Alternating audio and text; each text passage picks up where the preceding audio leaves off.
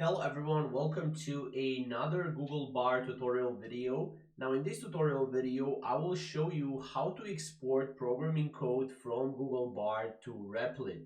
Now as you can see, what I did is first I told Google Bar to write me a code for calculator in Replit code.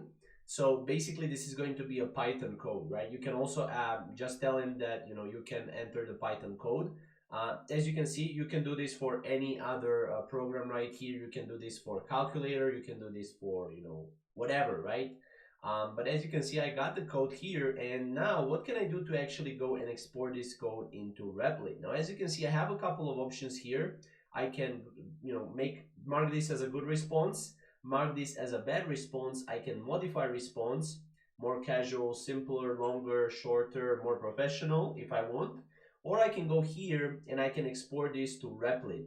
I can also export this to Google Docs or export this to Collab. But as you can see, if I click export to Replit, as you can see, export and subjects to Replit privacy policy, I understand, open Replit, and then it will open up in Replit. You will actually need to sign in into Replit in order to basically export the programming code from Google Bar to Replit.